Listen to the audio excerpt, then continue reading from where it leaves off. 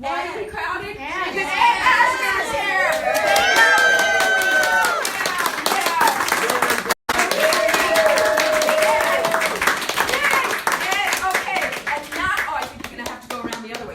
And not only is Ed here, but Sue Kolinsky is here in the house. And Kiki Ebsen. Kiki Ebsen is in the house. Okay, but Ed Weinberger, not in the house. That's Asner yaying over there. Okay, so what am I going to talk to you about? Okay, so it's New Year's. Okay, it's January 2nd, but for me it's kind of the 1st because I went to sleep on New Year's Eve and I woke up and I had to clean all day for you bitches that leave your fucking food under my couch and you're going to put your bottles everywhere and I'm going to find things in 3 weeks because I'm a shitty housekeeper. But anyway, okay, so how many people made resolutions? No resolutions? Okay. How many people have already broken their resolutions? Okay, so I yesterday in the midst of cleaning, I set myself back an hour because I decided to write. It's a good word, right? I'm going to use a few good words. I'm going to use whilst also. I love whilst. It's one of my favorite words. You have to interpret these words. I have to non-Jews. Amidst is a Jewish word? Where is this a Jewish word? Mitzvah. Oh, mitzvah. Oh, it's a mitzvah. Well, mitzvah. Mitzvah he knows, a mitzvah he doesn't know. Okay, I know what a mitzvah is. That's you and me, baby. It's you and me. I wish you guys could see Ed now because he's going to heckle throughout this entire thing. So, and I love that about him. All right, stop! He's making me discombobulate. No, I love his discombobulation. But Ed is the only person allowed to speak. The rest of you must be no. You can do whatever the fuck you want. It's my house. Okay. So right, that's it. Okay. So anyway, so I wrote a little thing about my New Year experience. And okay. New Year's Eve. Not New Year's Eve. I'm not writing about New Year's Eve. Hi, Henry. Okay. So. Hi, Henry. Yes, we spent New Year's Eve with David Steinberg and Richard Benjamin and Paula Prentice and Sally Kirkland and Ronee Blakley, and it was fantastic. It was lovely. Okay, so I'm moving to 2018 with questions. 2017 took Women Who Write and The Road Taken into the living rooms, bedrooms, offices, and probably a few bathrooms to thousands of new participants. Facebook Live made that possible. My continued gratitude to the Facebook, which has changed my life in unimaginable ways.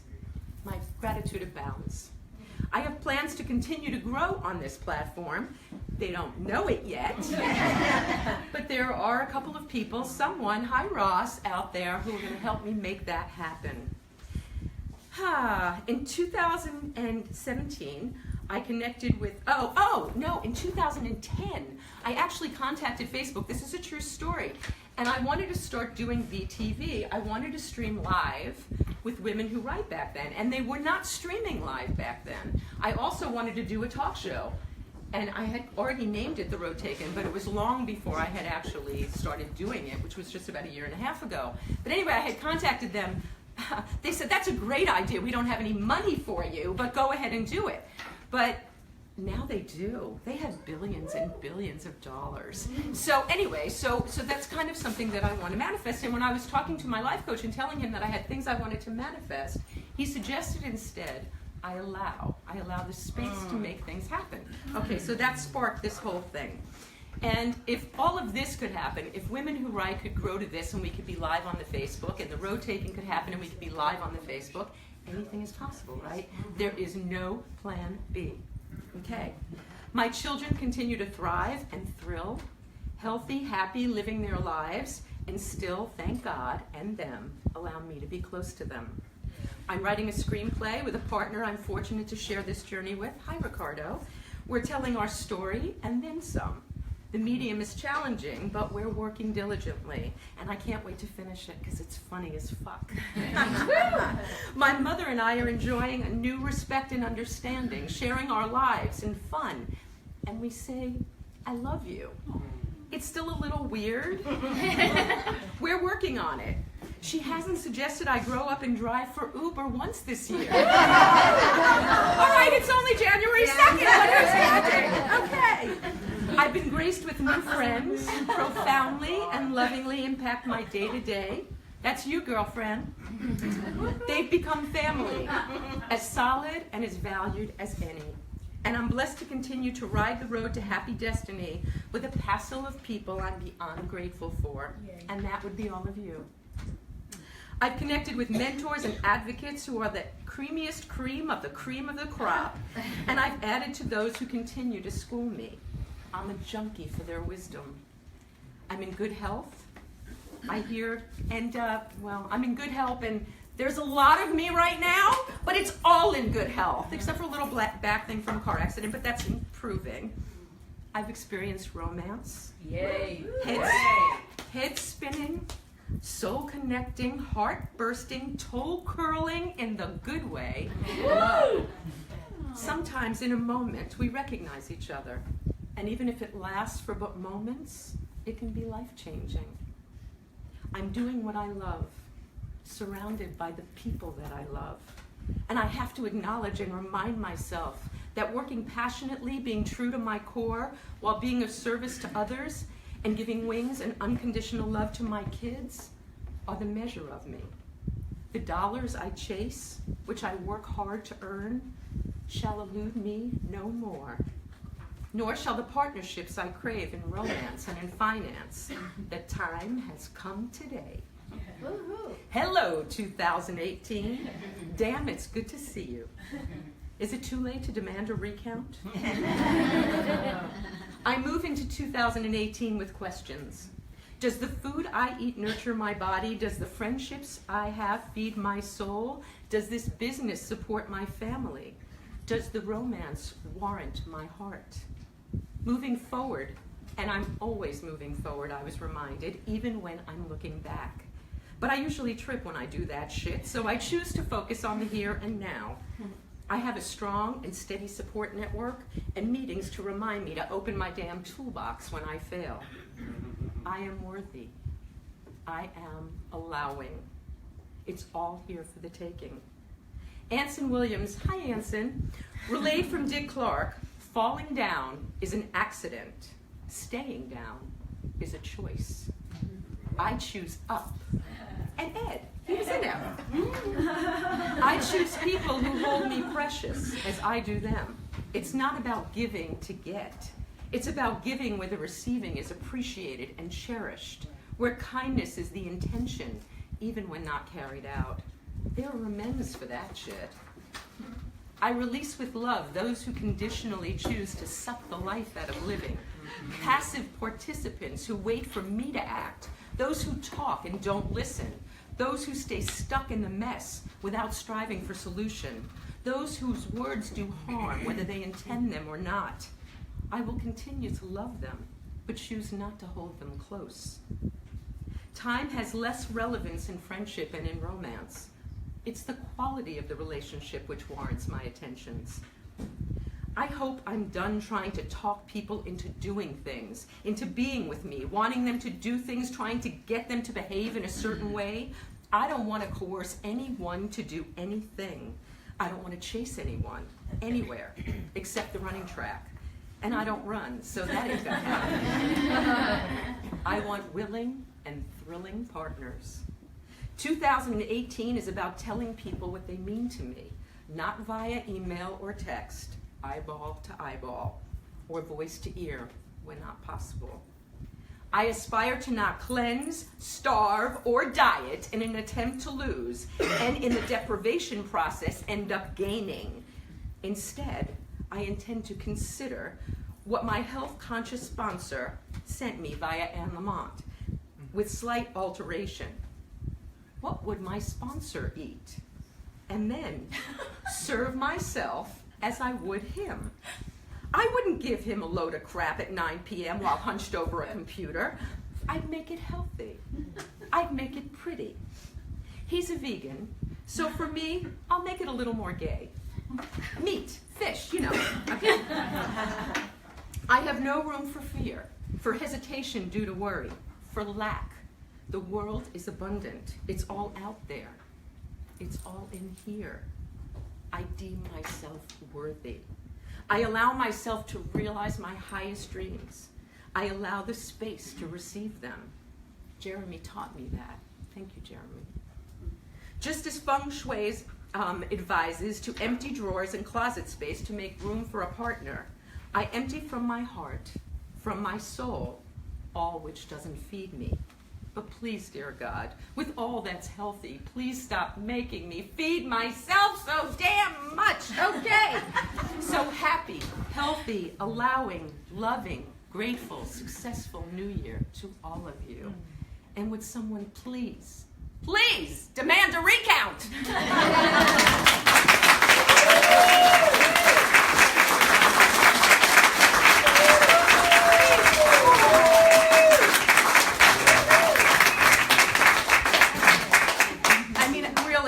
I wrote that quickly, but it really is my intention. You know, I was saying I want to manifest this stuff, and when Jeremy said, just allow for it, you know, that is manifest, because it's all there. Everything we want.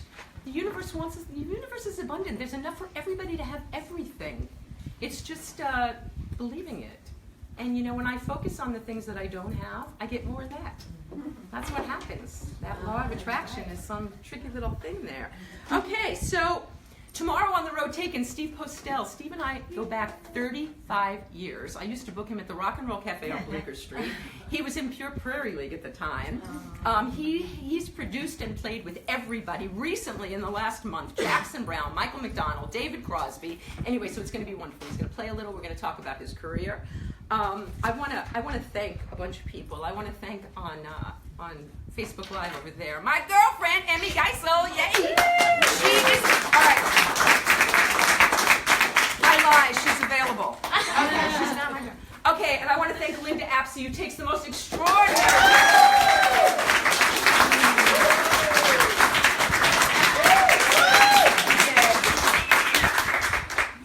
Thank the beautiful Elle Latch, who welcomes you all in and does everything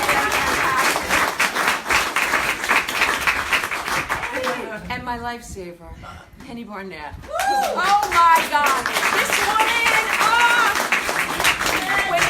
When you leave, she stays. She vacuums. She mops floors.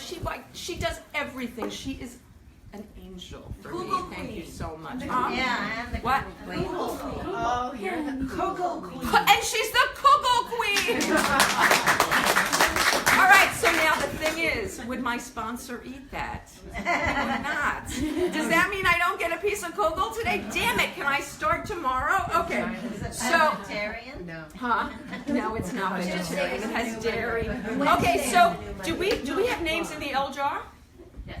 Okay, so what we do now, for those of you out there in Facebook land, is Elle's going to pull a name from the L jar, and that person who comes up is going to read for 5 minutes, somebody from our esteemed audience. I am going to be timing their ass, so they will not be doing more than 5 minutes, but they will be doing 5 minutes. And so who are we having today, Elle? Lance. Lance! Lance, come on up. All right. Come on down. What's the price? I don't know. Come on up. Come on down. Come on up.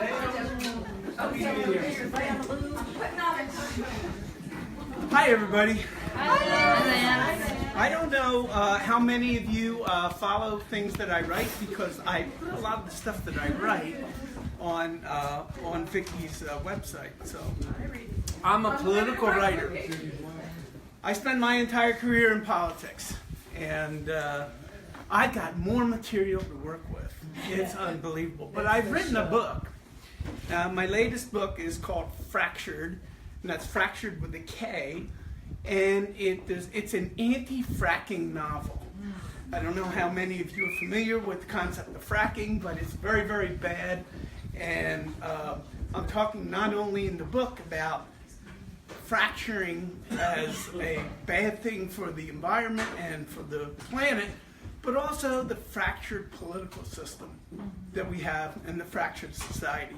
So I wanted to read just a little bit from my book. I know I got 5 minutes, so I'm going to just start. Now, the backdrop is we've got a enterprising, moderate Republican from suburban Philadelphia who is on a trajectory, a political trajectory to be governor and probably more. And he's in politics for all the right reasons. He's in it to make things better for our kids. He's in it to make public service to the public. But he has to struggle with all the things that all of politicians need to struggle with. So this is he's just been elected. You have 3 minutes left. Okay, he's just been elected. Okay.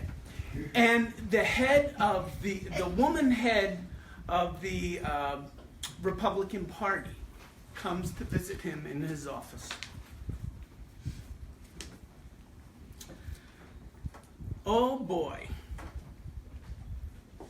Now, where do I want to start? Since I got 3 minutes. Okay. She asks, "Do you know what I'm here for? I have a feeling that you are here to talk to me about loyalty," he stammered. She laughed a hearty laugh and replied, "Well, in a way, that is exactly what I'm here for." This sent a shiver up his spine, and he visibly squirmed in his chair. He knew that he had to change the course of this discussion, and quickly, otherwise it was going to be quite awkward.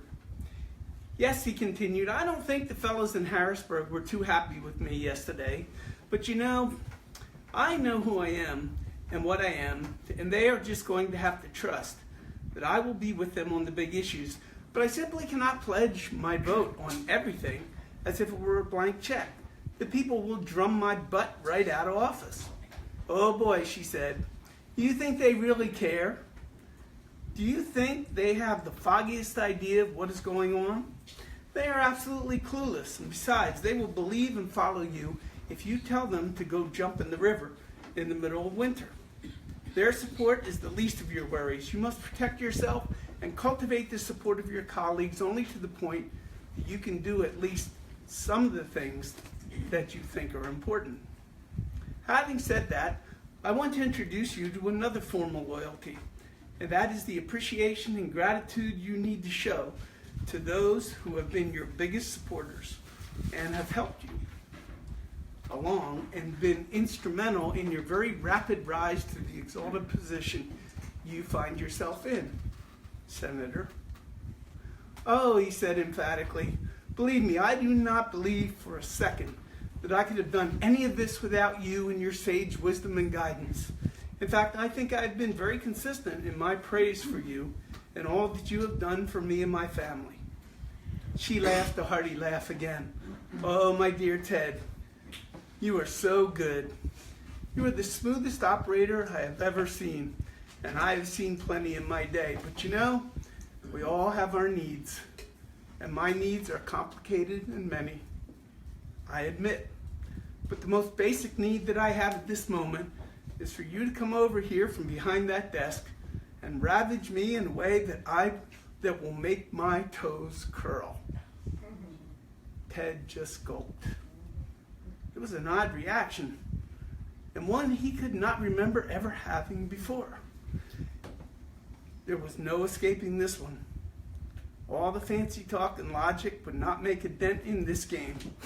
Ted's mind was now racing furiously, and yet he could only see two options: yes or no. He tried his best to flatter her. He feigned ignorance of the situation, and he rose from his chair, and instinct just took over. "You're done, I'm sorry."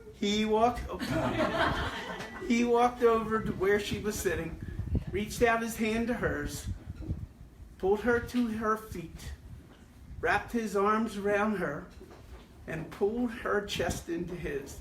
He stared straight into her eyes and kissed the grande dame in a way in which she had probably not been kissed for years. It was a long, engaging, passionate kiss indeed. As he pulled away, her eyes were still closed. As she slowly opened them, prepared for the most intimate of activities to shortly follow, he looked directly into her eyes, smiled, and said, "I am grateful and appreciative for all you have done for me, but that is the extent of my gratitude. I love my wife, I love my family, and I simply would never do anything that would endanger that trust that they have in me and me in them. If that kiss does not satisfy you, I'm sorry, but that is as far as I'm willing to go. Thank you again."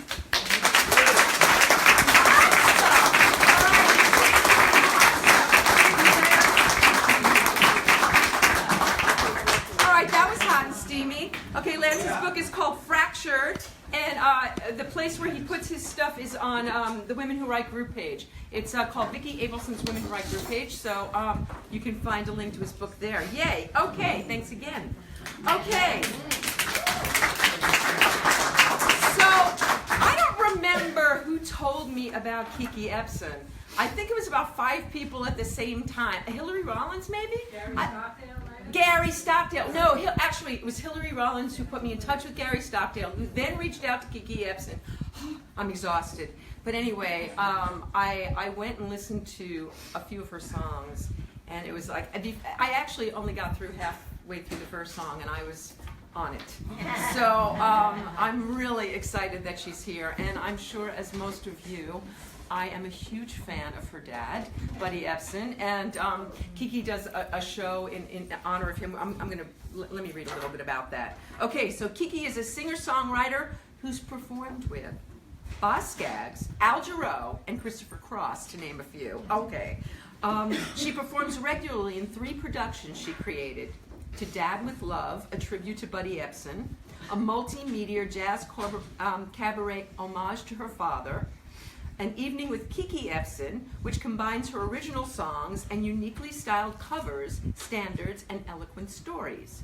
She also performs the Joni Mitchell Project, a collection of top Los Angeles players, including our own Grant Griezmann, who was here last month. Oh yeah, she is the daughter of the beloved Buddy, and her gorgeous voice is in sync with her beautiful persona. So it is my thrill to welcome Kiki Abelson.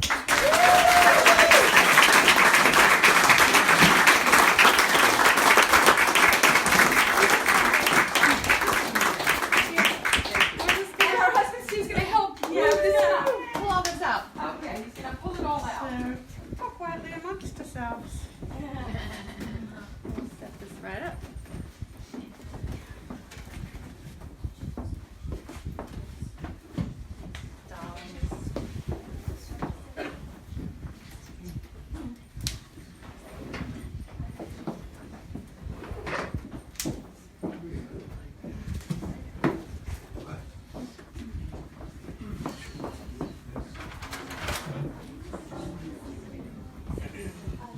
Such an honor to be here. Really is. What's the matter? Oh, the thing. Wait, let me fix that thing behind you, otherwise. Oh, no more blackout curtains. Yeah. Hang on. Wait. It's backlighting. This is a very professional show. It's a slick operation. That's going to happen again. Oh, All right. But, thank you. okay, thank you for noticing, Emmy. All right. Okay. Kiki Abelson. Oh, great. Thank you so much. It's a huge honor to be here amongst all you folks. I love this environment, this group. The amount of creativity is oozing out of the windows, out of the streets right now. I've seen so many people that I haven't seen in such a long time. And I just love that. I love how music and art and writing and just, it brings people together. And your beautiful speech, your beautiful reading, Vicki, about allowing and attracting is so important, and so important to healing humanity these days. I'm a true believer. Well, as you know, I am Buddy Ebsen's daughter. Yep, it was an interesting childhood growing up in that, the real life Ellie Mae. But I'm almost over it through years of therapy. And, I created this show for my dad a couple of years ago. I'm a singer-songwriter. I'm a career sideman, keyboard player, and I had a real disconnect with my father for the usual reasons. I was rebellious, and he was a big star, and I was young. There was a huge age gap between us, and we didn't see eye to eye. I loved, Alice Cooper, and he loved, Gershwin, and I was like,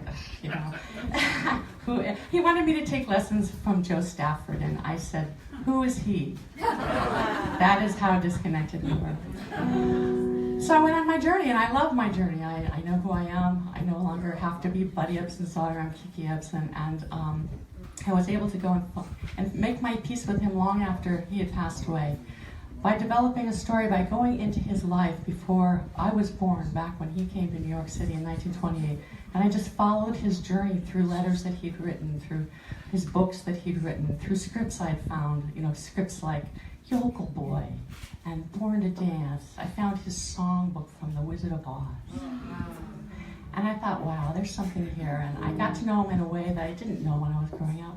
And I love him so much more today than I ever did.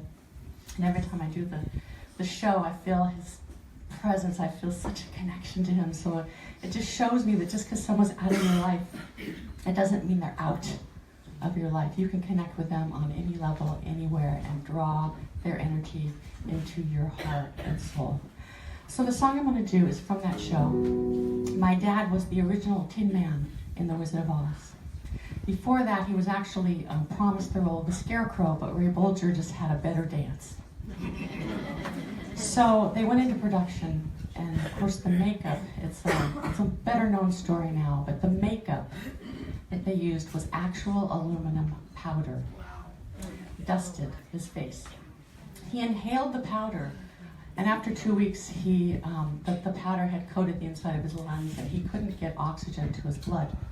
So he collapsed. He went in the hospital and went under an oxygen tent for 6 weeks. And while he recuperated, they recast him. But he was under contract to MGM, so he had to come back and resume his contract and fulfill it. But it was sort of under a dark cloud after that. I'd have to say it was the lowest point in his career. I never even heard the story growing up. That's how much he didn't want to talk about it. So here's a song called If I Only Had a Brain.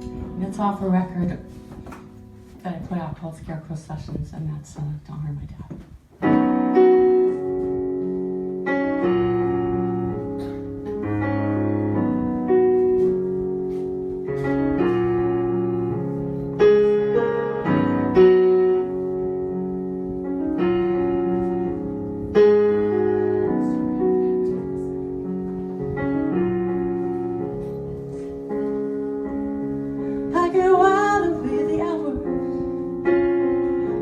With the flowers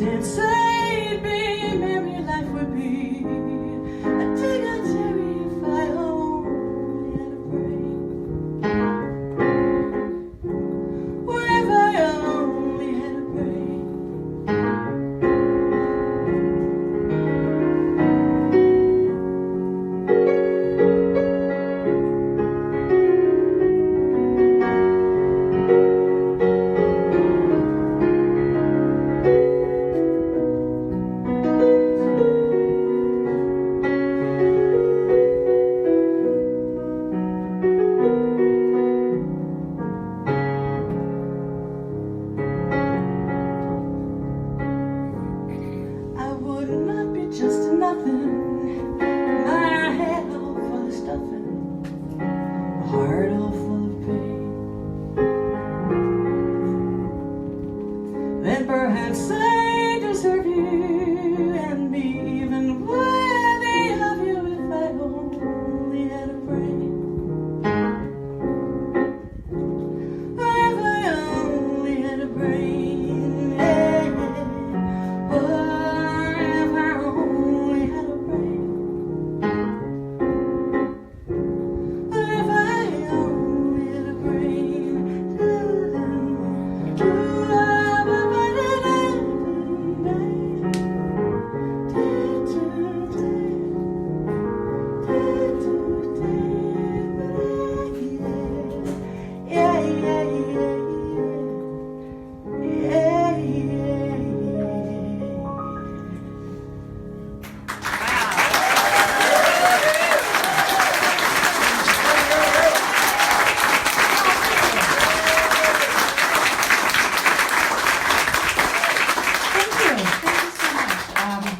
My dad never talked about that story, and he really kind of tried to hide it for the longest time. And then 5 decades later, MGM came out with the 50th anniversary of The Wizard of Oz, and they asked him to help promote it. Because he's the only cast member still alive. And he didn't want to, of course, but he eventually went on and did it and made peace. They put all that footage at the end of that DVD of him singing If I Only Had a Heart, a lot of footage of them. The first 2 weeks of production, so he made peace with that part of his life. Proves that you can do that. Oh, it's too loud. Overpowering your voice. Thank you. I was waiting. Thank you. Peggy, of course, is good. I know Peggy from Folk Alliance. That's when we first met many years ago, so I appreciate that. Better?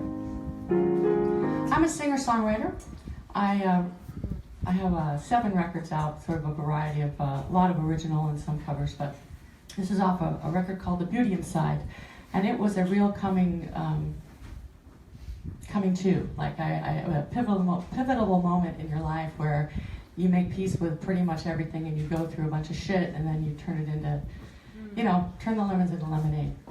This song I wrote is about, at the time I was writing it, I was going through a pretty sad separation from my husband of 11 years. And the whole record was filled with family reckoning, my relationship breaking up, me transforming into the person that I'm, that I'm becoming. And the song was filled with hope, even though it's from a breakup. And so I'm just gonna sing it, and then I'll tell you what happened. It's called Love Wait for Me.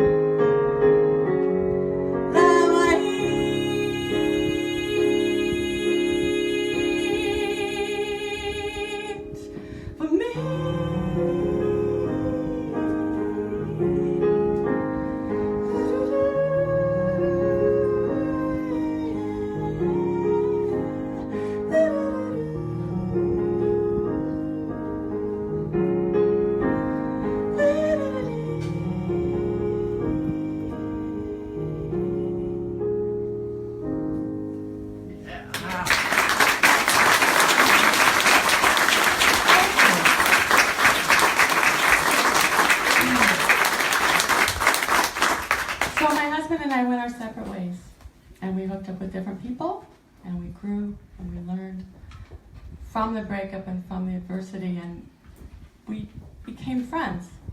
And when we found ourselves single, 6 years later, we started dating. And we got married last summer.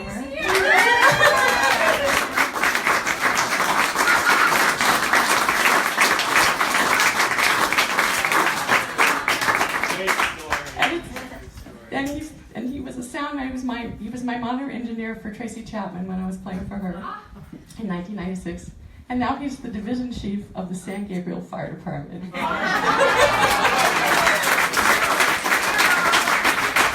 so proud of him. I'm so proud of him. So anyway. Yeah, he was on the top of fire. Anyway. I'm a huge Joni Mitchell fan. Are there any Joni Mitchell fans? Yeah, major. And 2 years ago, I woke up on New Year's Day and said, I must play Joni Mitchell music. It was a voice, I must say. Well, it's a little later. It wasn't quite so ominous, but it was very, very strong. And I know as writers, when you have a strong hit on something, you have to do it. You have to do it, no matter how hard or crazy it seems. So I did, and I went through a few different band formations, and we are now 2 years later. The Joni Mitchell project is in full force with Grant Geisman, who was here last month, the guitar player, and Terry Woolman, and wonderful band. And we're playing at Bogey's February 11th. And I hope it's a Sunday. It's 6:30. KikiEbsen.com has all the information you want or do not want to know about me. And anyway, it's a great show. I hope you come see it, and you can keep track about my dad's show, my original shows. I also have a Joni Mitchell CD that I just put out as piano vocal, and of all my favorite songs like Blonde and the Bleachers and Michael from Mountains and Case of You, and this next song. My favorite song about peace. May we strive to get closer to it.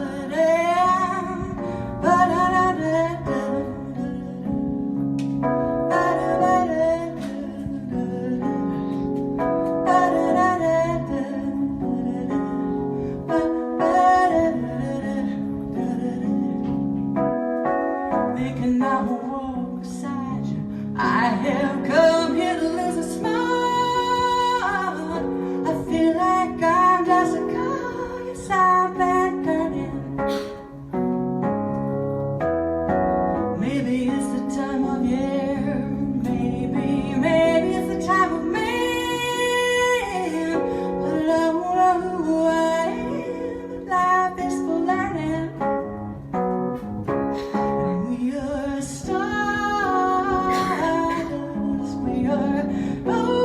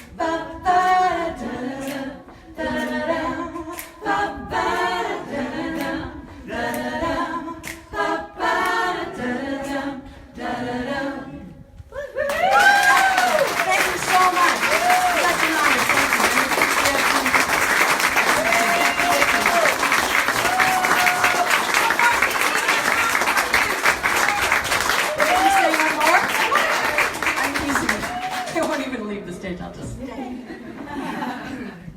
Oh, go on. Did you go to Corona Del Mar High? I went to, my sisters did. Linda. I went to school with Linda. Bonnie. No Linda. I But went to high school with Bonnie. She asked if I went to Corona Del Mar High School. Bonnie, Kathy, and Susanna are my 3 older sisters. I went to Corona Del Mar Elementary School. Okay, I went to school with one of your sisters. I believe And I you. was actually in the choir with your mom. Oh, I believe that. So you met my mother? Wow. And she lived to tell about it. Oh my goodness gracious. Yeah, my mother was talk about a big drink. Well, we called her the big noise from Winnetka. Yeah, she was a big deal. She had a theater down in Newport called the Newport Harbor Actors Theater. So I grew up as an actor, which is why I'm a musician. Which is, we're not too far off. I'm always still acting. Life is a stage. So I'm going to do a song. Actually, was going to do something different when I talked to Skip. Press Ray, Skip. He mentioned that he really liked this song off my Beauty Inside record. I have a great deal on CDs, by the way. You can get all 3 CDs that I just played songs from for like a serious deal. Go back there. This is a song I wrote. It was actually inspired by a horse. And if anybody knows horses, and it's okay if you don't, the crash course is the lead mare in a herd is a total bitch. And she's just, okay, I've heard the language here. She's, all right, I think he already set the stage. That's right. She's cussing, so anyway. So she knows everything, very difficult to connect to. I rescued the horse as a young filly, hoping she would love me forever, like a dog, right? Forget it. Horses are not dogs. They don't care. They're like, feed me, stupid. Get out of my way. So I was very hurt by her. It's a big dog. Yeah. That she didn't love me. So instead of wanting to strangle her, I wrote a song about it, about trying to connect with difficult situations, finding something that you have in common with that, because then you soften. You go, at least we have something, like we breathe the same air, right? We both like sugar. We both like carrots. And what I found that it worked well for difficult people in your life too. If you could just find anything you had in common, you might be able to find a way in. So I thought I would dedicate this to Ed Asner, who. Where is he? He's in the back. Okay, so Ed. Say it loud.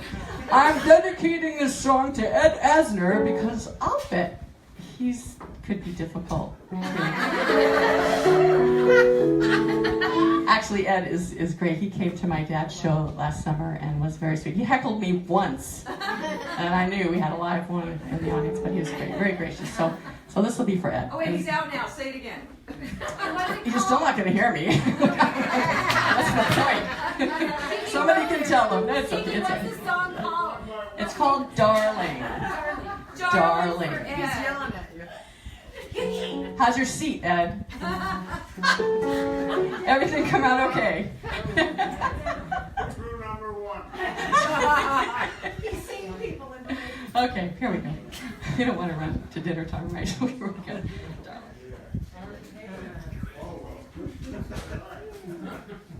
Wait for him to get settled. You ready? Darling, the special song just for you. It's for difficult people. Yes. Shit. Gonna melt.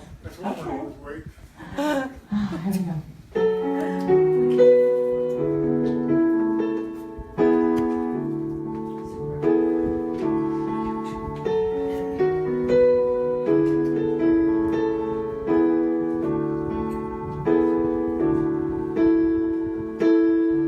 I wish that I could see what you see. Your glowing, ever-knowing eyes. 'Cause when you do, you stare right through me, don't you, darling? Am I just some insufferable nuisance who comes into your life each day, begging for forgiveness, aren't I, darling? But you're not so quick to give, darling. I guess we share a few things in common. Made it my business, darling. find a few things that we have in common.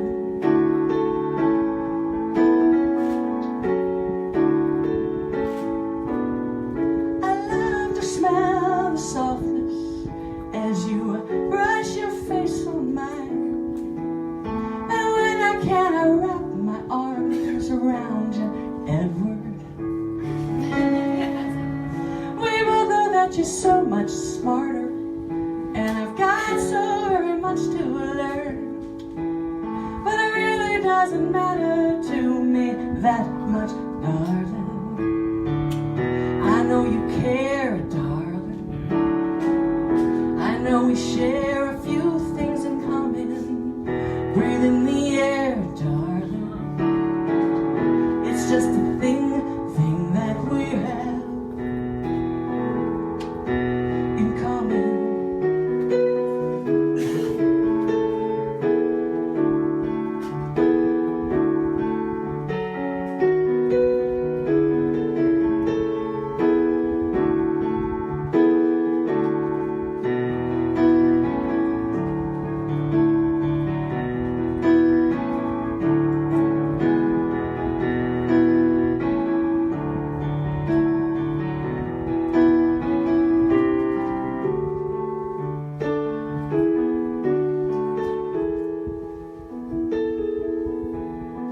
Late at night and we are dreaming that you and I are oh so close, and the rhythm of your heart is beating with me, darling. We're sharing dreams, darling, in fields of green lit up by the moon. We're running free, darling. That's two or three things that we have in common. We have in common. We have in common. We have in common.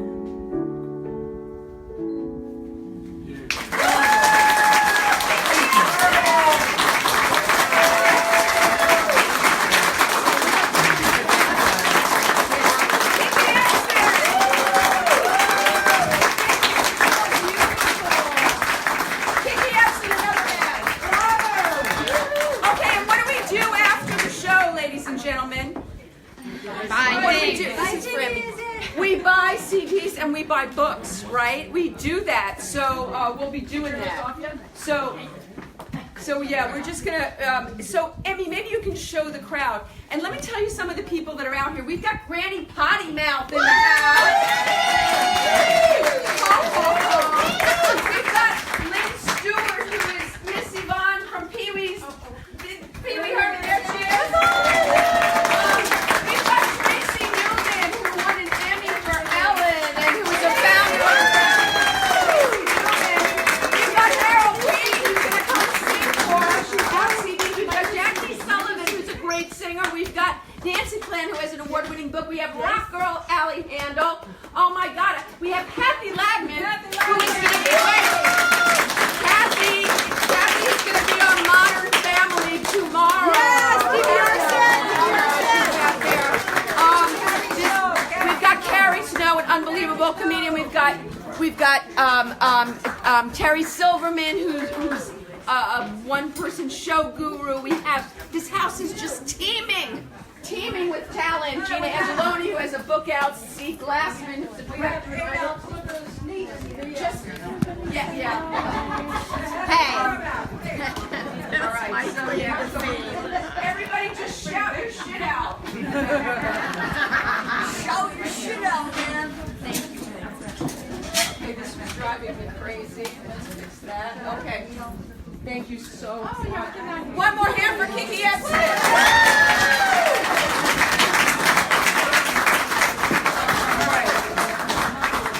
Am I in the right place? Come closer. All right. Huh? You brought something for me? You wrote it for me. No, he didn't write it for me. Don't give me that shit. All right. Settle down, people. Hi, Facebookians.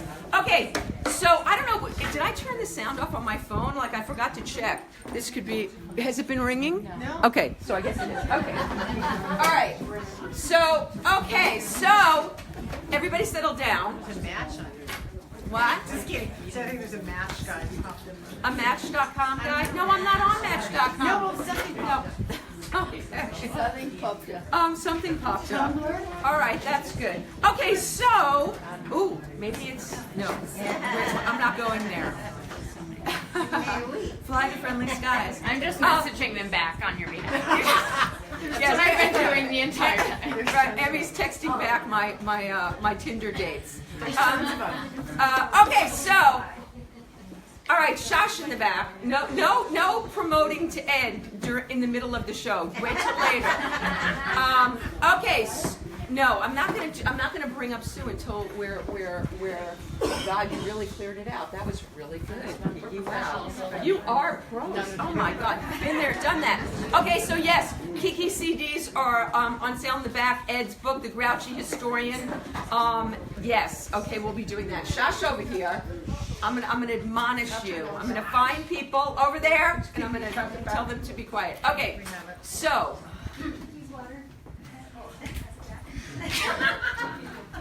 They are not listening to me. They are not. No, they're not. No, they're chatting amongst themselves. Knock it off in the back. I hear you. Okay, so all right, because we want to give our undivided attention to our next artist.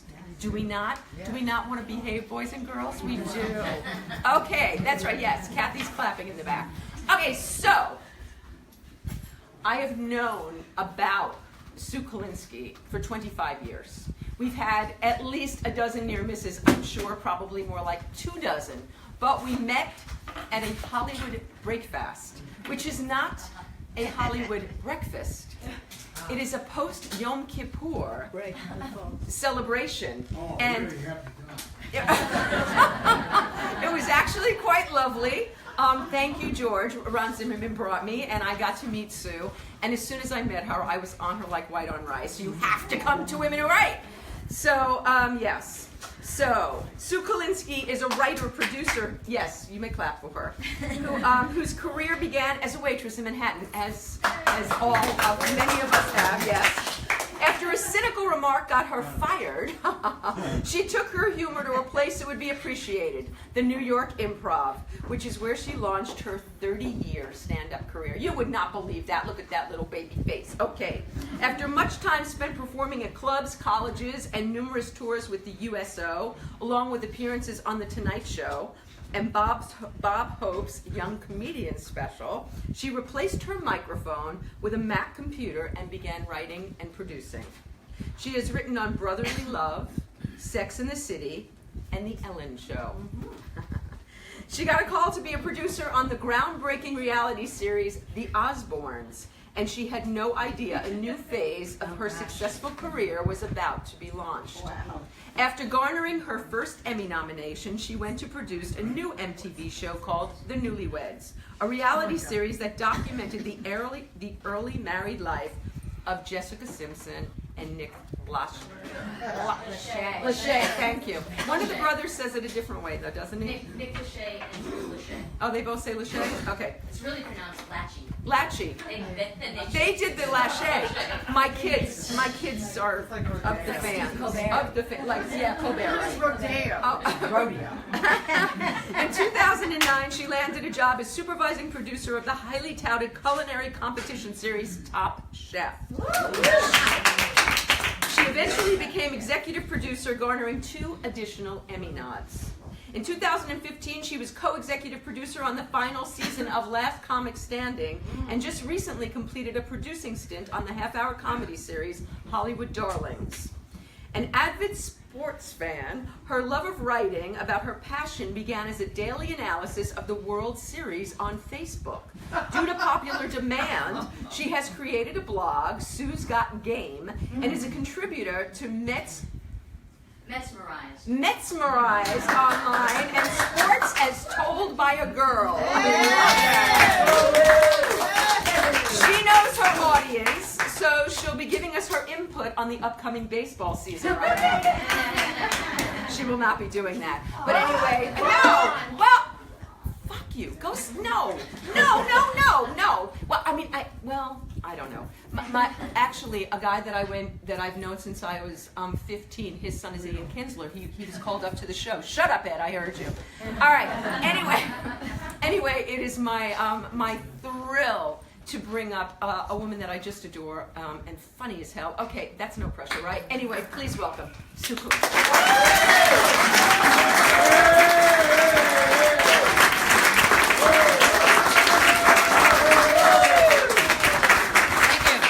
Cheer for Vicki and Kiki. Ed in the back. So I've been sitting here and I've been looking at this poster and it says, "Some things you want to be hard." As a woman going through menopause, some things you want to be wet. Hallelujah. Come on. We were all taking it serious. Absolutely. Okay.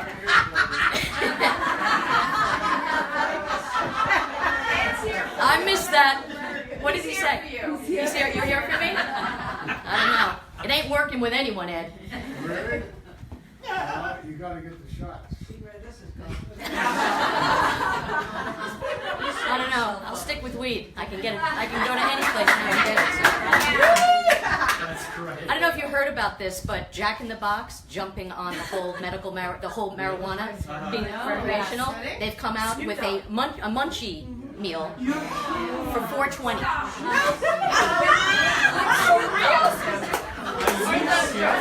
I'm serious. Okay, but that's not what I came here for. No, but thanks for the information. All right. So this is a piece called Miracle on 47th Street. In the fall of 1998, I got an offer to co-host a morning radio show in Manhattan on the iconic WNEW. Taking the job meant that I would have to leave behind Monty, my male golden shepherd mix of 4 years, and Kenny, my purebred Jewish boyfriend of 14. I immediately thought, how am I going to live without my dog? For the first few months, I was put up in corporate housing on the Upper East Side. It was an L-shaped studio with a comfortable bed. It wasn't a palace, but it was in walking distance to Bloomingdale's. Now with my free stay about to expire, I began the painful process of looking for a place. After losing out on the only affordable apartment in the city, I settled on a pricey 300 square foot space a block from work that had a doorman, a view of the Hudson, and was a bus ride to Bloomingdale's. The best part, it was a pet-friendly building on the off chance I couldn't fight the urge to be unfaithful to the four-legged love I had left behind. Before heading back for my final week on the company's dime, I stopped at a grocery store, and there, tied to a truck parked in front, sat a gorgeous, dusty-colored puppy, a mini female version of Monty. It turned out the driver found her that morning wandering around the Bronx. He couldn't keep her since he already had 3 dogs. So he took her on his route, hoping to find her a home. I felt guilty knowing I'd be cheating on Monty much sooner than expected. Within seconds of kneeling down beside her, a crowd of bystanders swarmed like an angry mob demanding, "Is this your dog? Are you going to take her? If you don't, I will."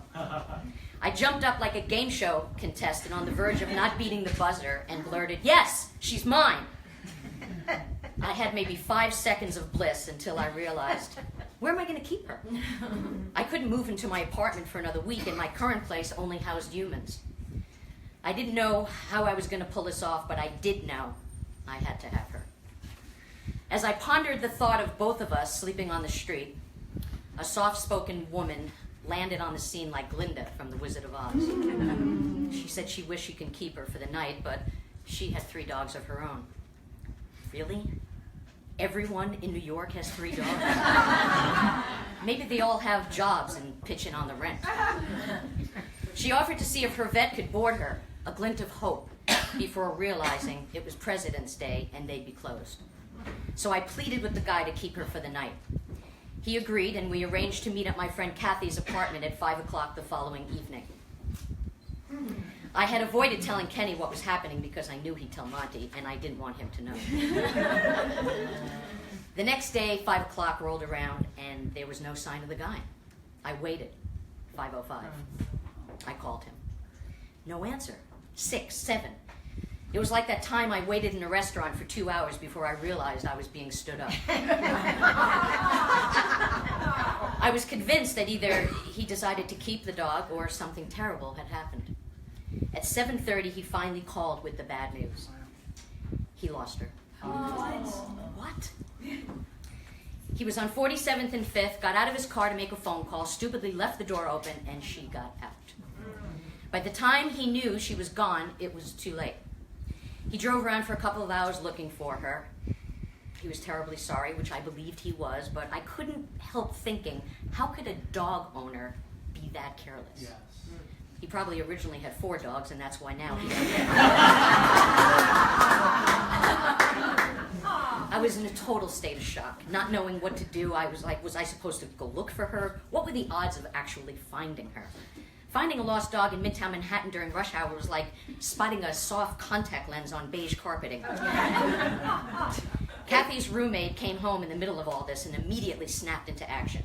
She pounced on the computer and made up flyers. Lost shepherd, mixed puppy. New owner heartbroken, reward. We hopped in a cab and headed downtown. When we got to 47th Street, we split up like an old Western posse. For an hour, I posted signs on every telephone pole. I asked everyone if they spotted a little dog. I went into stores hoping that maybe she wandered in, and in keeping with my theory, even applied for a job. I found myself in front of Bloomingdale's. I resisted the temptation to go in and buy boots. Wow, I must really love this dog. An hour later, we met back where we'd started, with no puppy and little hope. Being on the air the next morning was hard. I may be the only radio host in history who sobbed through a promo for Pajamagram. But off my boss's horrified face, I had to forget about the dog and focus on keeping my job. When I got home, there was a voicemail from a woman claiming she saw the dog walking down 5th Avenue. I called her back. She asked how long I'd had the dog and seemed suspicious when I said, maybe an hour. I quickly explained that I loved the dog and losing her wasn't my fault. She softened and said she knew everyone in the neighborhood and would let me know if she heard anything. I assumed I'd never hear from her again. I watched too many Law and Orders to know if you don't find them in the first 48. It doesn't look good. With my optimism on life support, I still wasn't ready to give up. I checked in with every animal rescue in the city. I went to the shelter on 103rd every day after work. It's got to be the most depressing place I've ever seen. And that's coming from a stand-up comic who worked at clubs like the Chuckle Pit. A few days later, I got a call from the woman who saw my dog saying now she knew who had my dog. A friend of hers found her that night. She was lost and brought her back to their home in New Jersey. Oh my gosh. But her husband and child had become attached and were hard-pressed to give her up. I thought, fuck their attachment. But said, I'm just so happy she's alive. I asked to meet the family to see if it was the same dog. She seemed reluctant, but when I promised that I wasn't going to steal her and flee the country, she agreed to call the family and get back to me. The next day when the phone rang, I was dreading the worst, but was surprised when she told me that the family now doesn't want the dog. Apparently, she barks, cries, and pees all over the place. A puppy? No. She asked if I still wanted her. Yes. She told me to call the husband and make arrangements. So I called the husband. He told me to meet he and the dog at the woman's apartment at 7 sharp the following night. Oh, God. It didn't take this much coordination to get Ilian Gonzalez back together.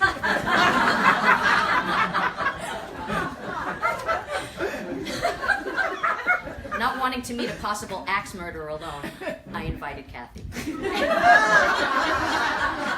We arrived punctually at 7. No puppy. The woman, 40-ish and fashionably dressed, said the husband called to say he and the dog were stuck in traffic. We sat on the couch sipping wine for what seemed like an eternity. I couldn't believe it. Another guy with a dog stops to make a phone call? Finally, the husband arrived, and there she was. We locked eyes, and she began to whimper and wag her tail profusely. While she slobbered me with kisses, I was shocked to see the husband plant one on the lips of the woman on the couch. At which point, she sheepishly admitted she had a confession to make. Don't tell me. My dog's been living with a man who's having an affair.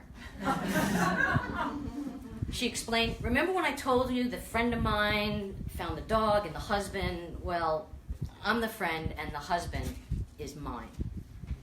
I was shocked. So you lied to me? Wait, she didn't go to New Jersey? Well, she did. We have a house on the shore. She then confessed, look, after I spoke to you the first time, we got attached, so I made up the story, and I asked her what changed her mind. Well, as much as I loved her, I felt guilty because you loved her first. And she did bark and cry and pee. In the brief time they had her, they named her Samantha, which I later shortened to Sam. We hugged and cried as we said goodbye, promising to keep in touch, which we did for a while. A year later, when my job ended, Sam and I moved back to LA. She and Monty got along famously. Kenny and I did not. I had 10 magical years with my Sam. Both dogs and a boyfriend now long gone. I live in Long Beach with my husband and 2 grown dogs. Our home is 1,600 square feet. The mortgage is less expensive than my apartment in New York. And on a good day, it's a 20-minute drive to Bloomingdale. Every time I look at photos of Sam, I marvel that she was lost and actually found in Midtown Manhattan. I guess miracles really do happen. Crazy people, New Jersey, and all.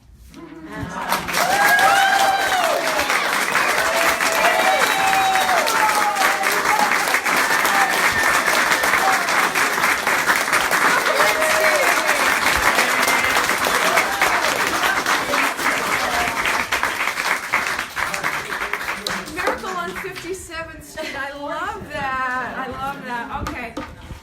Okay, so, does this man need an introduction? I'm not going through the credit. No, he doesn't. No. Just get him up there. There was supposed to be 2 Eds. There was also supposed to be Ed Weinberger, but he's not here. But the other Ed's happy about it, I guess. Yeah, no, I don't know. It's delirium tremens. I wasn't expecting. Oh, is that serious? No. It gets delirium tremor. Okay, but they together, Ed, as the 2 Eds, wrote the Grouchy Historian. Wait, we have to read the subtitle because that's the best part. All right, you ready? Okay. An old-time lefty defends our Constitution against right-wing hypocrites and nut jobs. And I think I'm going to buy this book for my mother, the Republican. Yes! And have you sign it especially for her. But anyway, so I'm not going through credits because, are you kidding me? And Santa. I only have 5 minutes. He's Santa, and we know him. We know him, right? Did you watch Elf over Christmas? Because we did. Seriously, who watched Elf? Oh, Right? Okay, yeah, okay, that's a must.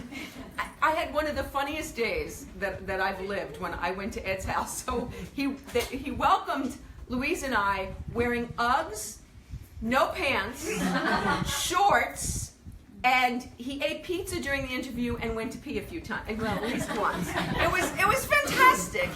Because he's always just Ed, you know. And it's like that guy that we came to love, that Lou Grant guy. That is exactly who he is. Does he like your spunk? Do you like my spunk? Do you hate my spunk? Do you like my trunk? You know, and what I also love about Ed is he doesn't even try to be careful because nobody's busting Ed. You can put your hands all over me, Ed, and that is just fine with me. He did. Okay, so, all right, so I guess you know he's the winningest man in Emmy history. 7 of them, yeah. And it's not just the Emmys. If you look at the video of we were in Ed's den, I have never in my life seen so many awards. I mean, what kind of, your cleaning lady has to have like the biggest nightmare of this. There are so many awards in that room. He's just, I don't know, I don't even know what they were, but there were many of them. Competitive artist. Competitive artists? Okay, all right. Well, so some of them were that. So we know Mary Tyler Moore, we know Lou Grant, we know Up, we know Elf. We want Ed. Ed Asner, all right.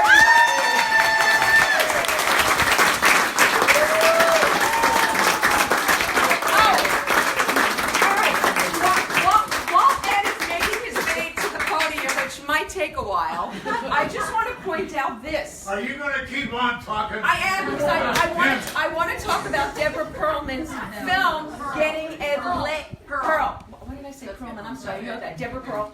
So Deborah wrote Getting Ed Laid. The last time that Ed was here with us, about 4 years. How many? Maybe 3 years. 3 years ago. Ed said, "I'm going to be in front of a room of all." Tell the story, Deb. Yeah, no, well, he had said, Come I tell guess, the story. Cindy. Walk him up here. Walk We're him going up to here. wait on That's it. what- Ed, walk up here. My house cleaner is leaving at 2:30. Come on. Anyway, so they had asked me to invite him Tell here me and this said, is a marathon.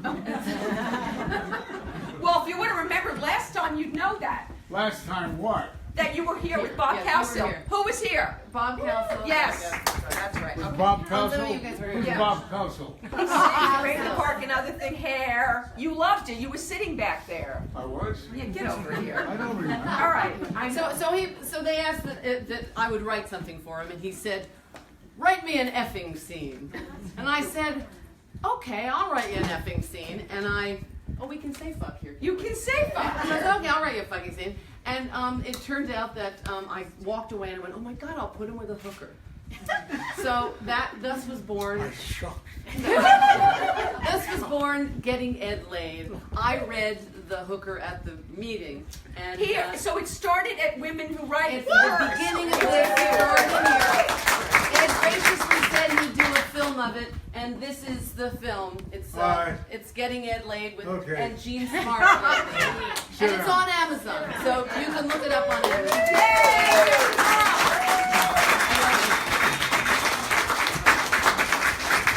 And as usual, it turns into a continuum. So she's not really, I won't tell you. No, you don't deserve it. Yeah. Now, I've already felt up Vicki. Ed, do you want a chair? You want No, I would, No. and that was all right. Promise of things to come. And I now have to work my way through the rest of the crowd. And it's not work. I enjoy it. I get second breaths and things like that, you know. I just can keep going and going and going. But anyway, I want to correct Vicki and tell her it's homage, not homage. And it's niche, not niche. Don't get so fucking continental. You got it? Huh? Yes, sir. Yeah. I want to tell Kiki, I was so taken with your beauty. I look at you, and I realize what it was. You remind me, there's a quality there that reminds me of every woman I've ever loved. I haven't loved that many. I didn't want that. But anyway, and Steve, I want to tell you that having broken up, separated, and you went out there and saw the world some more, and you realized what you had left, or what had left you, whichever, and you came back and you're a lucky son of a bitch.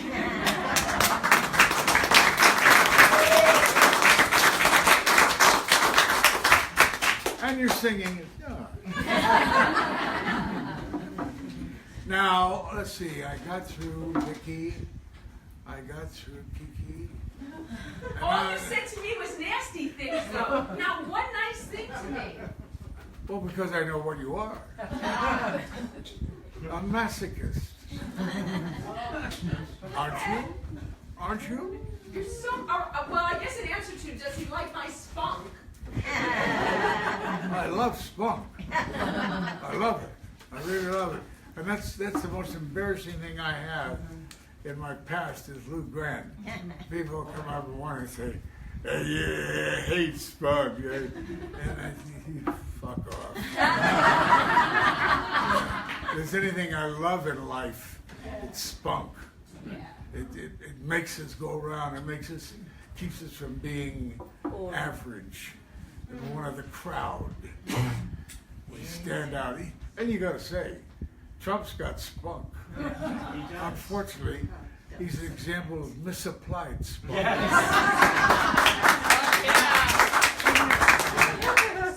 I didn't know I was supposed to have a speech. What am I supposed to do? Okay. Well, I was thinking, as I was talking earlier about massaging you, and trying to find the zipper, and I couldn't. But I am both elated at this gathering of women and the gathering of women nationally and probably throughout the world. How does that apply to Rohingya? How many women is it saving there? And I thought, well, that's good, but what are we as men? I mean, I want to fuck everything I see. Yeah, it's one laugh. Okay, I'll forswear fucking, all right? I have not fucked in so long. And I will continue my pledge of abstinence now that I've met you. I forswear fucking. And I will do everything short of that. I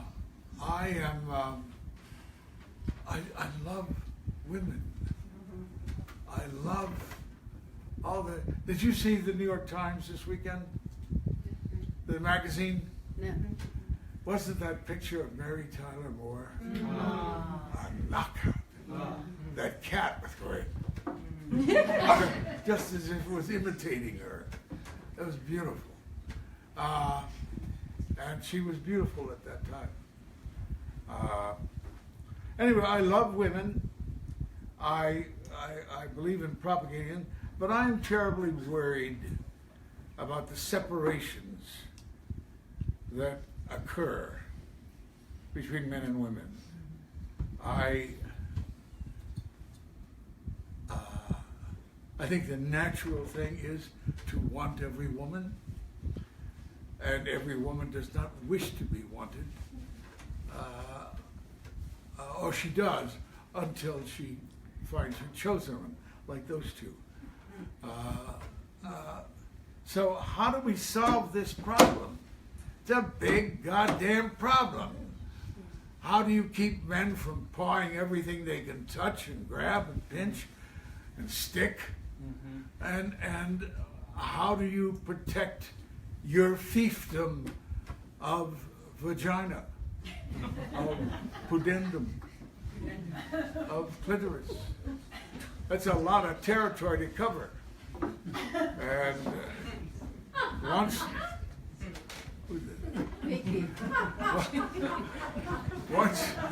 once it's covered, you're exhausted.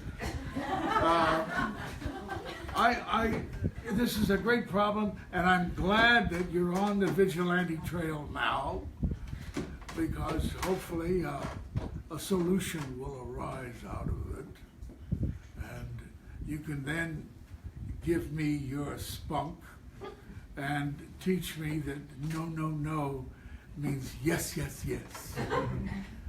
or not, I don't know.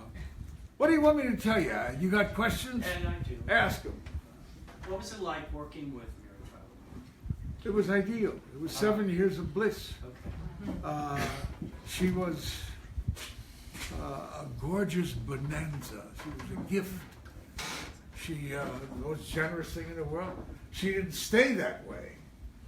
But while we were doing the show, she was the cat's meow. And I think you look at the show I haven't seen it for a good while. You look at the show now and you realize that was her golden moment. Although I must say, Ordinary People and Mrs. Lincoln were also. I just read Redford in that same magazine, the New York Times, and it said they shot that scene 28 times of her dusting off a pastry that she was making or cooking, and he never got what he wanted. In the Ordinary People films? Huh? In Ordinary People? Yeah. You know. So it would be interesting to see what Redford, he probably didn't know. That reminds me of that old thing about the director, the actor, famous actor, who was asked to repeat a scene over and over and over and over, I don't know, maybe 200 times. And finally says, "What do you want?" to the director. And the director said, "I want it better." Well, I don't think I've ever been there. Everything I've done is just so fucking good. It reeks. It really reeks. It's, I can't stand to look at it more than once. I get so excited. I get erections. And I want me. But I can't have me. So I look elsewhere. Yes. Tell us about your book.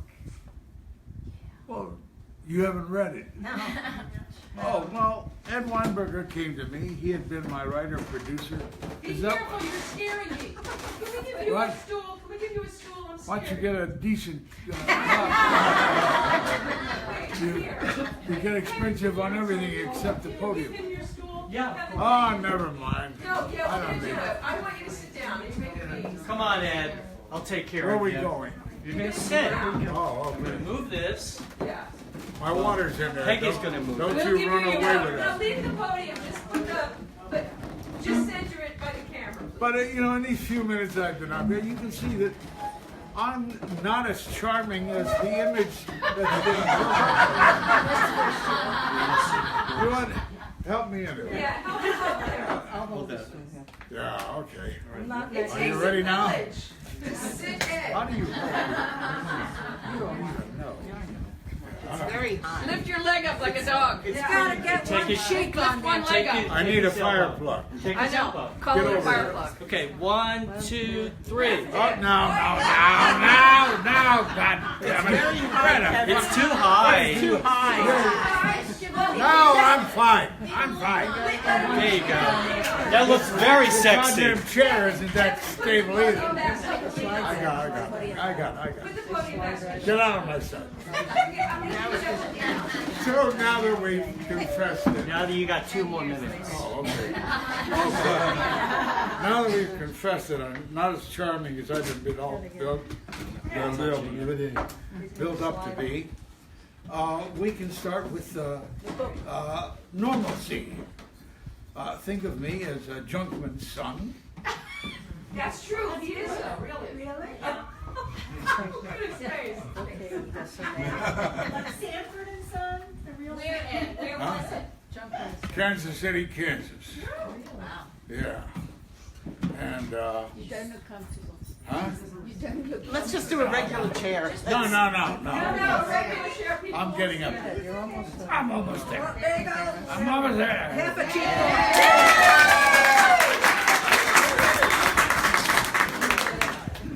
For my next event. That's the sequel, Getting Ed Seated. Huh? The sequel, Getting Ed Seated. Oh, seated, yes. Now you're getting late. You're gonna get an Quite a Emmy. writer. Getting Ed seated. And seeded. S-E-E-D-E. It's another word. Anyway, I found myself as the plain working Joe getting into showbiz. And I was funny, even though I didn't know it, but never pursued comedy as what's his name? What was it? Edmund Gwen? Yeah. Yeah. He said comedy, dying is hard, but comedy's harder.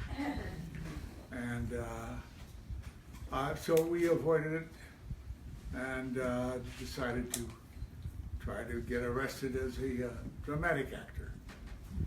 And while I was being a dramatic actor, the Mary Tyler Moore people came along, and Ed Weinberger was among them. So he approached me last year. I tour now. I had a tour of a one-man show on FDR. And I don't look like him or sound like him, but I did my best. And it was a good show. Great. Huh? You were great. Oh, and let's see, 1 out of 6. You can see how we thrived. But then that kind of ran its course, and Weinberger came up with a one-man show called A Man and His Prostate. I've been doing for a year now. I call it the male response to the and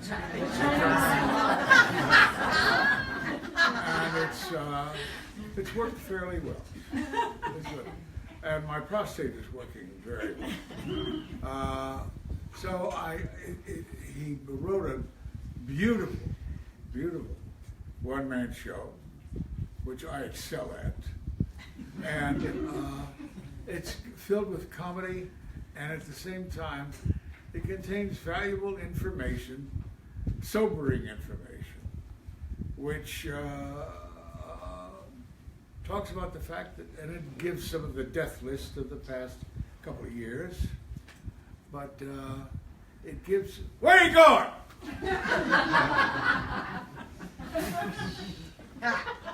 She's too old. Get her husband's prostate checked. So it has the comedy, and at the same time provides some of the most valuable information, such as a man dies of prostate cancer in the United States every 16 minutes. Now, when you read figures like that, it kind of shakes the shit out of you. But so I do a public service, and they get laughs while they're watching it. So at the beginning of last year, Ed came to me and said he's starting to work on what turned out to be the Grouchy Historian. And he sold it to Simon & Schuster, our joint efforts. And Ed's, the funny creator, I either bought or didn't buy as we went along in terms of his interpretation of the Constitution. And I think it's a much needed product, and people certainly enjoy reading it.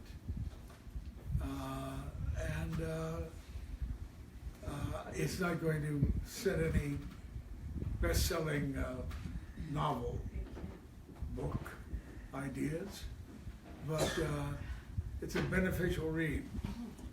And it talks about the fact that we need to reclaim our Constitution. Yay!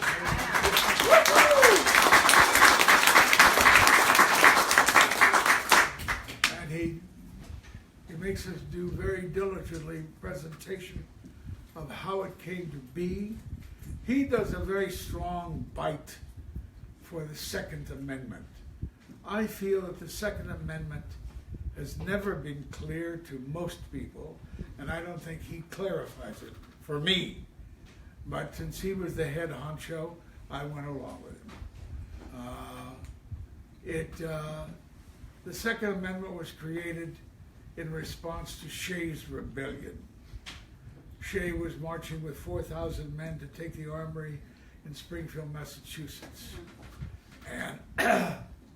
And Washington and Hamilton decided to collect a bunch of army men and stand in their way, and they did.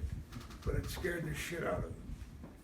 And so they urged and prompted, because Madison wrote the Bill of Rights, And the Constitutional Congress had not created the Bill of Rights, which most states had.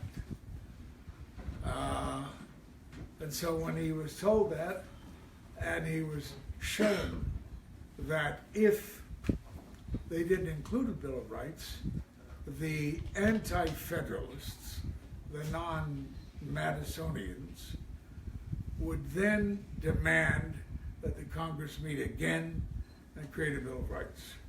So Hamilton quickly got to work and created his Bill of Rights, which we are now faced with. And I don't think it's that clear, because to that settler on the fringe of Pennsylvania or wherever, Ohio, wherever it was, he naturally had to have a gun to fight off the Redskins and to fight off some depredating white guy who wanted that property. So he had to have a gun to kill.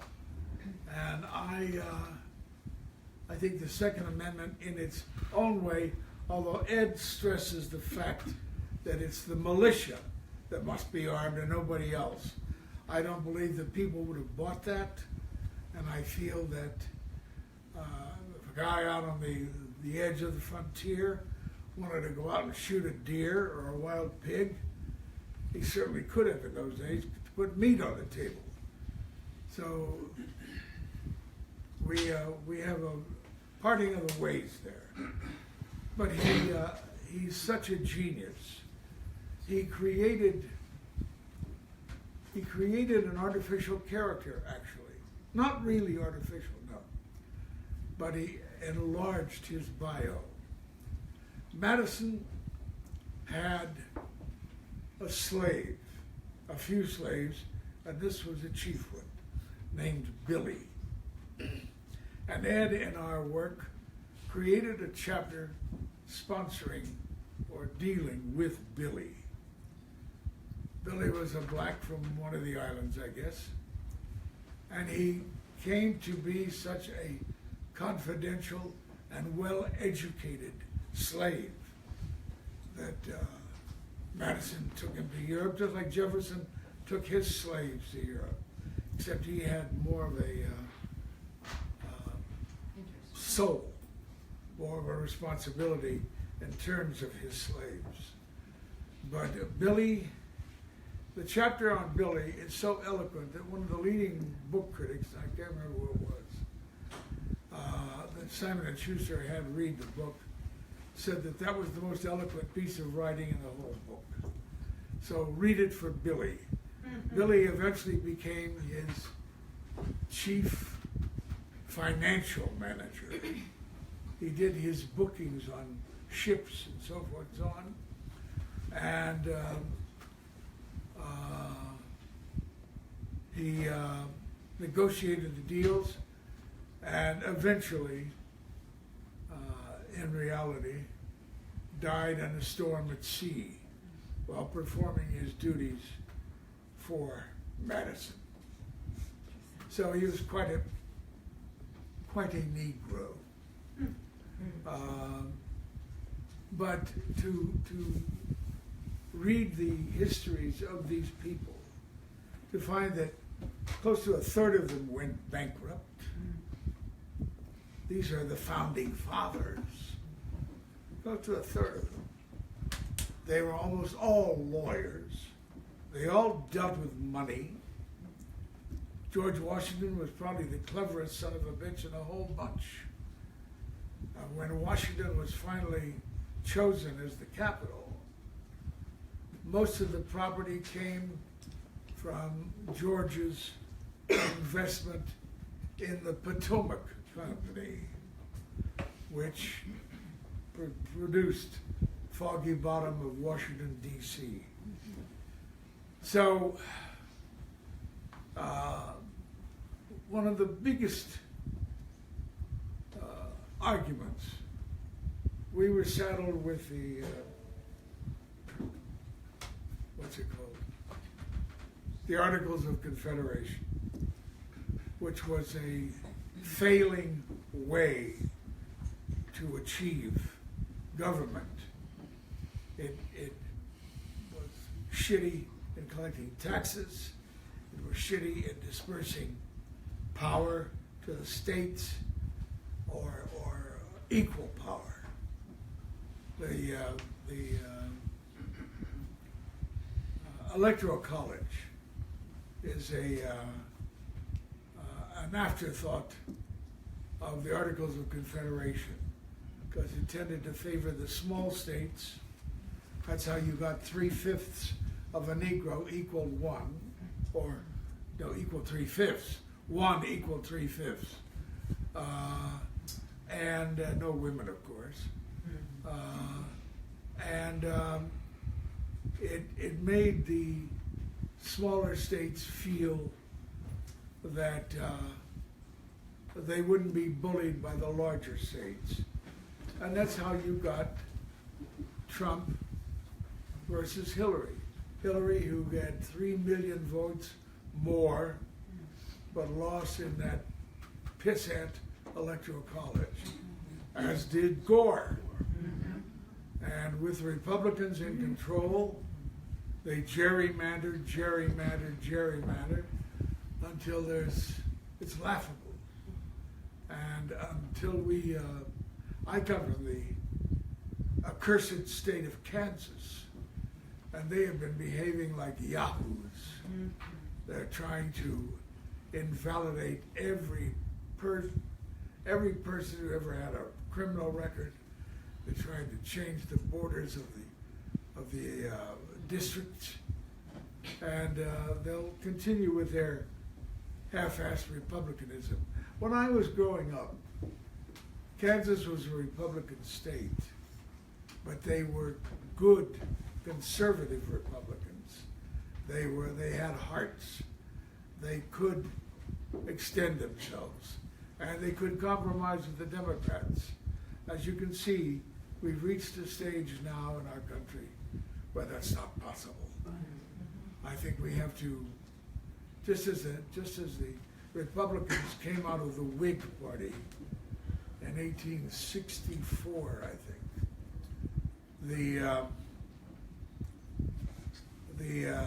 there has to be a new party come out of the shreds and remains of the Republican Party now. It's finished, let's hope.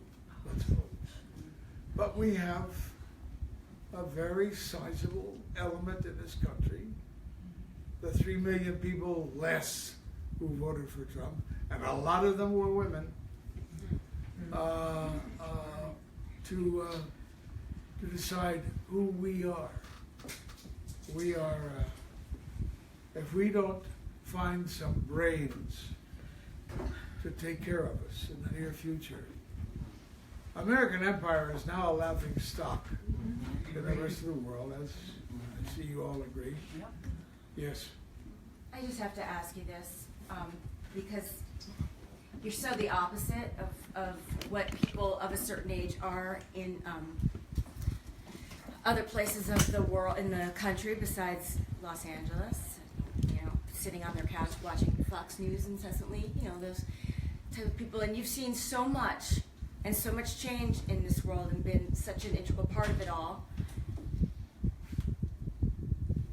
You are a wonderful president yourself, Screen Actors Guild.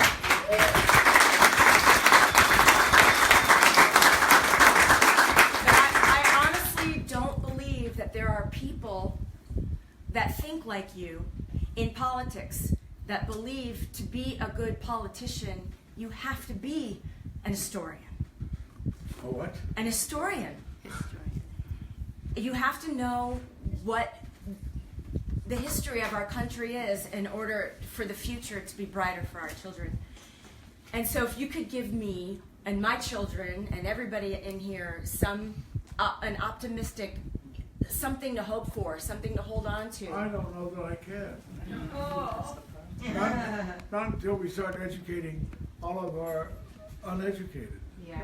And is it not shameful? Eisenhower warned about the military-industrial complex. Has anything changed? No. I mean, his acceptance of tax codes was enormously high compared to what they have now reduced the 1% to. The 1% has alienated that whole sea of us below that 1%. And of course the American dream is becoming one of the 1%. Well, we've got to convince people there's life without being 1%. We've got to find a way to do that. Just as I spoke earlier of women versus men, how we have to find some way to create a standoff, to create a truce, a peace. We've got to do the same with the people in this country. And there are too many yahoos out there, too many uneducated. What we give to the military, this country could supply education. No kid should be in debt because of college. Lunches for kindergartners and first graders. Healthcare. Healthcare, naturally. And you saw what kind of shit we went through to get a decent or semi-decent healthcare. It is unbelievable. And their method is you gotta give the 1%ers, you gotta give the CEOs, you gotta give the biggies the break so they'll stimulate. The whole tax bill was passed on the idea of stimulating employment. Trickle down. Never worked. I have a question, because all of us in the media world, and you have been in this industry for so long, what we have watched in politics is how the lies are being spread so easily, and the blind followers that can't tell the truth from the untruths anymore in our news, in our social media. How do we make that change? Well, you have to get some kind of savant to stand up and say, this has all been bullshit. The false accusations of fake news, yeah, that's true. I guess if you get away from the New York Times, and even the New York Times was terribly culpable on the Iraq wars. So they have sinned inordinately.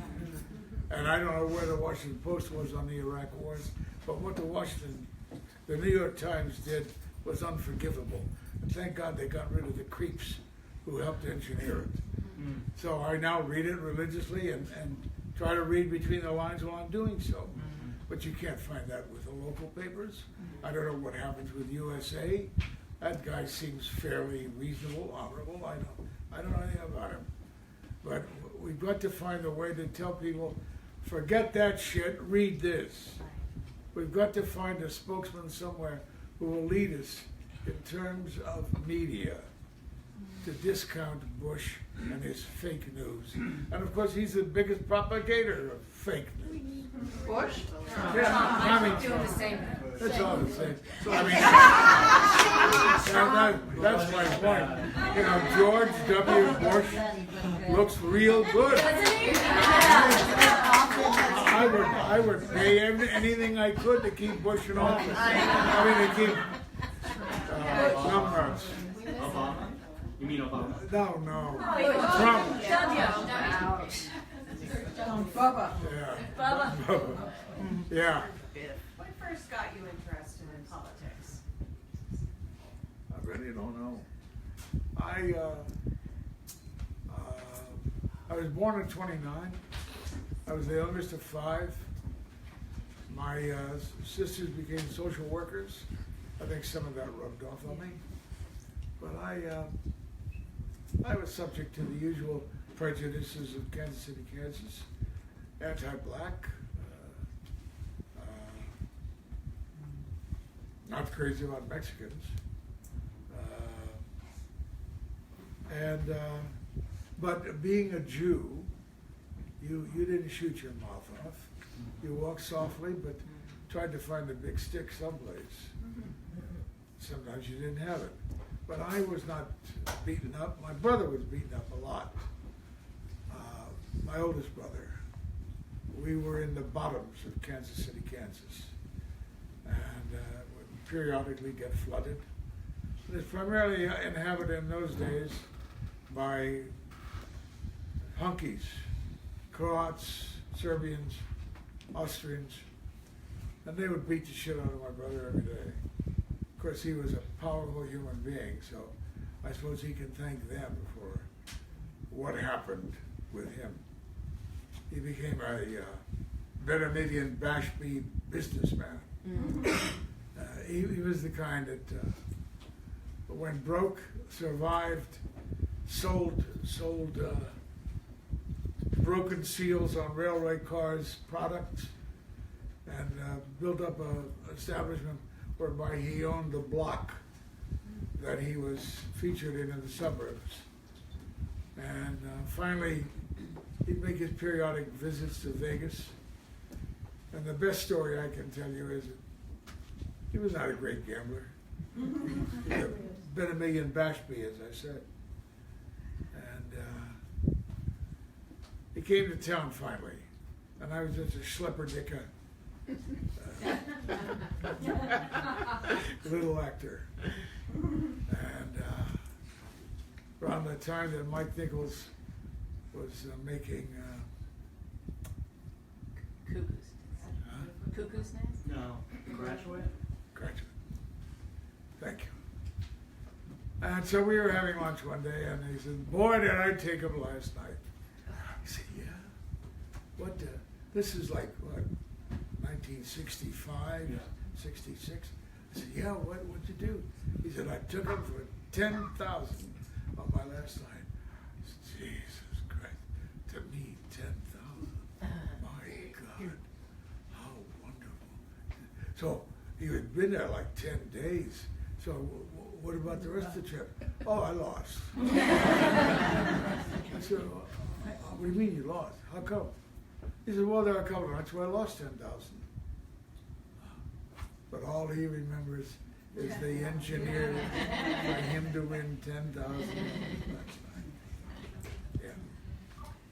You've talked a little bit about the money, and you talked about the soul, and you talked about the earlier politicians, rich Republican politicians. What I see now is a meanness component that I don't believe I've ever seen. No. It's mean and spiteful and Because horrible. the Democrats have been so beaten. I mean, I want to piss on Gore for accepting the verdict as without fighting it. I want to piss on Kerry for doing the same thing. And Trump was right in calling in taking advantage of the Electoral College. And why we have it, why it should not be obviated, I'll never know. That's the best example in the world. 3 million people were denied their vote because of the Electoral College. That's sinful. That's sinful. So that's something to work on, isn't it? Yes. Wasn't that a media thing too? Like in the big cities, you could get your word out, but out in the rural areas when you couldn't travel to hear a politician stump. That's the fake Right? news. Yeah, That's the managed news. But now you can turn on your computer and get just as much news as anybody in an inner city. Well, And so it Fox doesn't News belong dominates anymore. TV, doesn't it? Yeah. So, I mean, they keep peddling the 1% dream to everybody out there. And of course, the Democrats have not been well structured. Look at the NRA. One of the things that created the Las Vegas butchery, what was it? Bump stocks. Bump stocks. Where have you read anywhere in the proceedings of Congress from then till now outlawing of bump stocks? It is not found. And so we go on, and we may put up a resistance for a week or two, but we don't carry the battle forward. It's too early to talk about. Yeah, take one more question, Ed, because I want to give you time to take some pictures and sign some books personally for the women, and you have to go, so. I knew I was going to be heavy in that. Thanks. I'm going to go over. Well,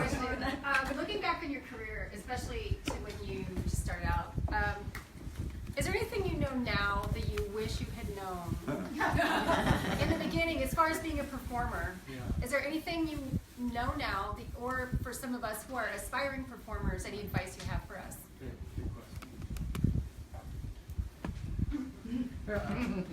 One thing. I have always considered myself so fucking lucky to have succeeded while waiting to be discovered as an actor, first in Chicago and then moving to New York for 6 years. All my jobs were blue-collar jobs, working in auto plants, steel mills, this and that, driving a cab. I wasn't good at any of it. My heart wasn't, my dream was always to follow the dream, to gain the role, to get the part. So, I tried a few coaches. I tried Stella Adler.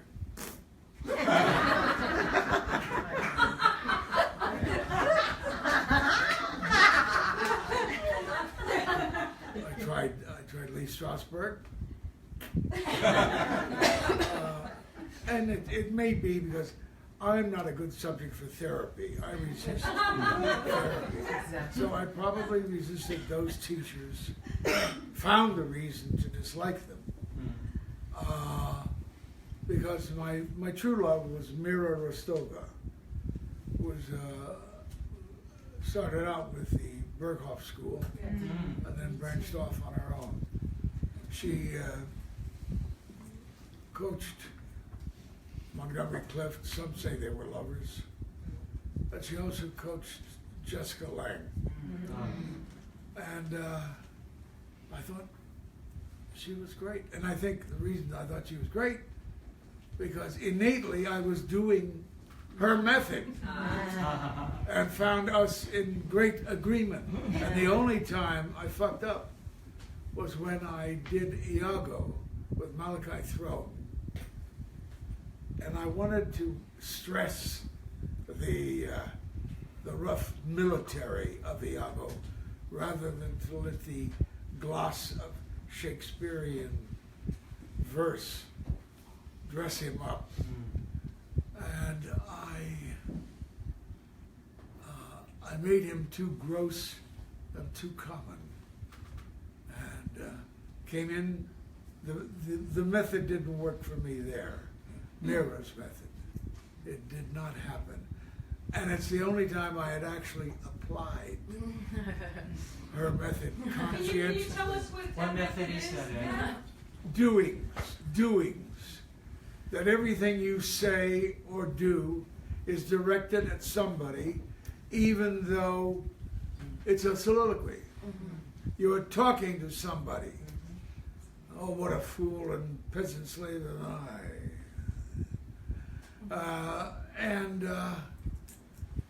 It works. Zora Lampert was a big product of hers. And Zora and I worked together in Chicago. That's why I went to her. But she was great. And it's funny because years later I came across her. I'm sure she's dead by now. But while she was alive.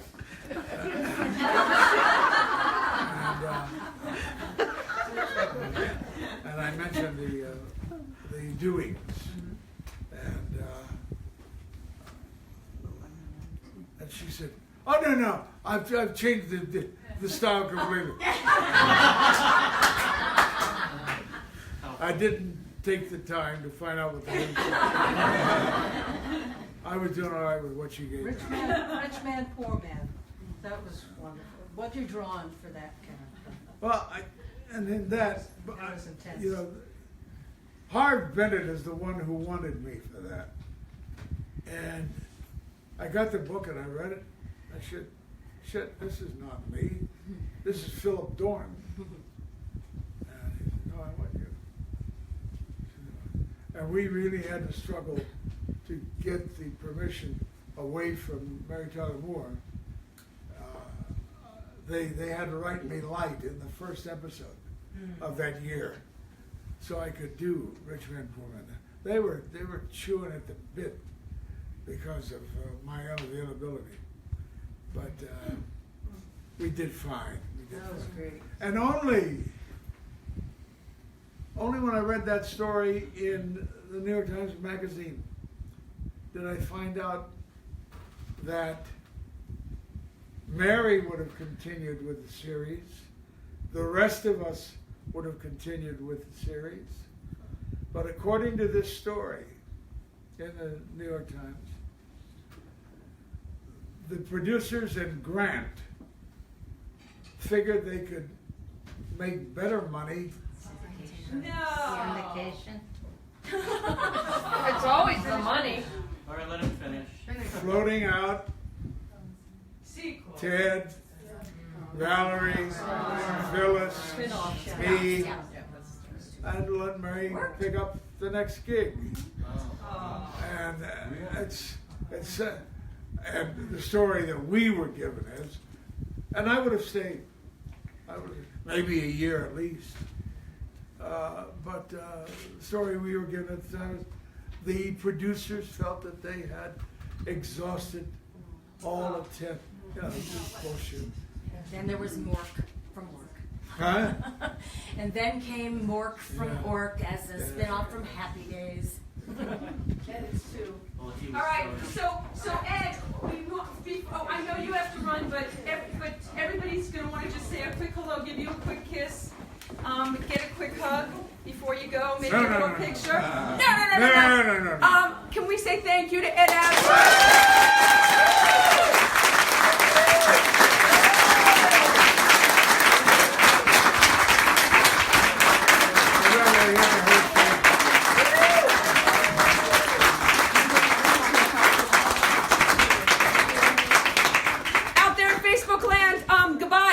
Next time with Gregory Harrison, the Dreamboat. Oh, he is one of the most beautiful guys you'll ever come across. He's a wonderful guy. And he'll be Treat here. him nicely. Yeah. He's the best looking stunt in the world. He is. He still is. All right.